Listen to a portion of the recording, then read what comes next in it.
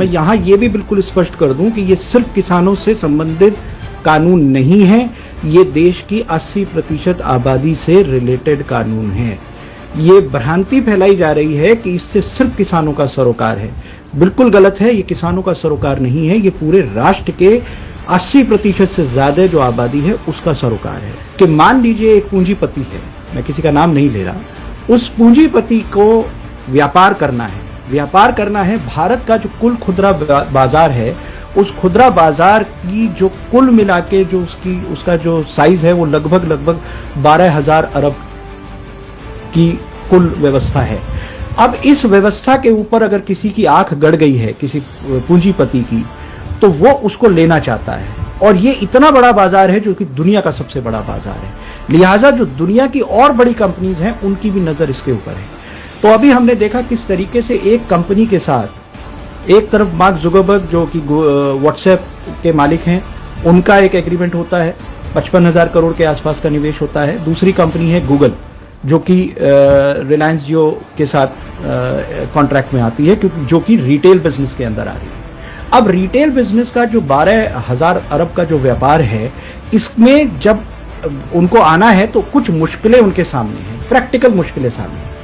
सबसे पहली बात यह है कि इस देश के जो मौजूदा कानून था, उस कानून में जो कृषि उत्पाद थे वो राज्यों के सरोकार थे, इसलिए अलग अलग प्रदेश में अलग अलग कानून के हिसाब से मंडियां समितियां चलती थी। मंडी में ही स्थानीय खेती किसानी के उत्पाद कोई दूसरा आदमी खरीद सकता था। यहां मैं स्पष्ट कर दूं कि किसानों को अपनी उपज बेचने से कहीं कोई रोक टोक नहीं थी, पहले से ही किसान आजाद था, वो अपने उत्पाद कहीं भी बेच सकता था राज्य के सीमाओं के अंदर। लेकिन इसमें भी एक बहुत बड़ी भ्रांति लगातार फैलाई जा रही है।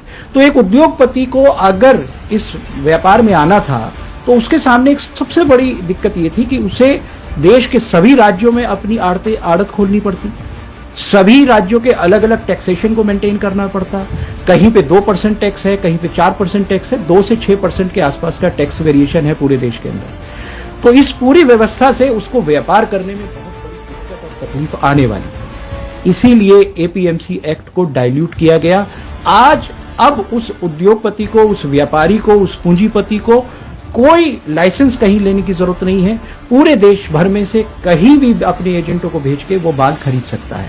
तो ये उस व्यापार की व्यवस्था को आसान और सुलभ करने के लिए पहला एक्ट खत्म किया गया, जो कि एपीएमसी एक्ट है।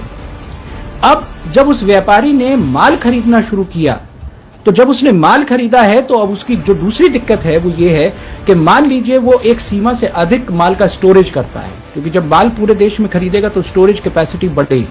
तो उस स्टोरेज कैपेसिटी को वो बढ़ा नहीं सकता, क्योंकि जो उस अभी तक के जो देश के कानून थे वो जमाखोरी के खिलाफ थे, आप जमाखोरी नहीं कर सकते थे। तो ऐसे में उसको एक सुविधा चाहिए थी सरकार से कि जहां उसके ऊपर ये बंदिश ही ना हो कि वो चाहे जितना माल स्टोरेज कर सके, चाहे जितनी माल की कैपेसिटी अपने यहां वो रख सके। इसी सुविधा को उद्योगपति को देने के लिए, उस पूंजीपति को देने के लिए दूसरा अध्यादेश आया है, जिस अध्यादेश में अब उनके ऊपर से ये लिमिटेशन हटा दी गई है।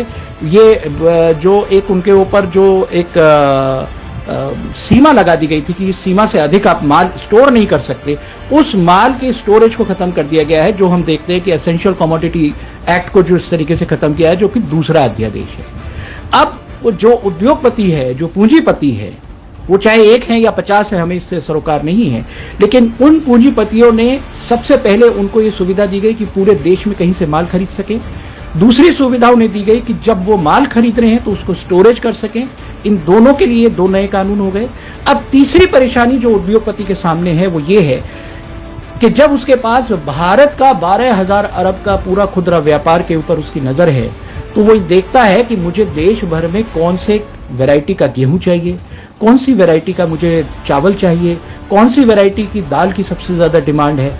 आज की स्थिति में जो भारत का आम किसान है वो अपनी मर्जी के मुताबिक अपने यहाँ अपनी क्षेत्रीय आधार पर अपनी फसलों को उगाता है। लेकिन जो नई जो परिस्थिति आ रही है, जो नया तरीके का जो पूंजीवाद की बाजार की व्यवस्था आ रही है, वो व्यवस्था उस व्यापारी के लिए ठीक नहीं है।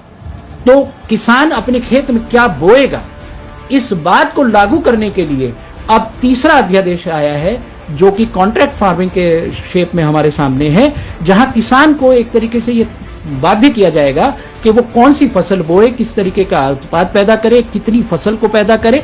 तो ये तीनों के तीनों अध्यादेश, इनका किसान से कोई लेना देना नहीं है। ये किसान को बर्बाद करेंगे और ये उद्योगपतियों के लिए, पूंजीपतियों के लिए एक नई बाजार की जो व्यवस्था है, जो नया वर्ल्ड ऑर्डर आ रहा है पोस्ट कोरोना, इसमें वो कैसे इस बड़े व्यापार को, दुनिया के सबसे बड़े व्यापार में उनकी हिस्सेदारी बड़ी कैसे हो, ये इसलिए ये सारे के सारे अध्यादेश आए।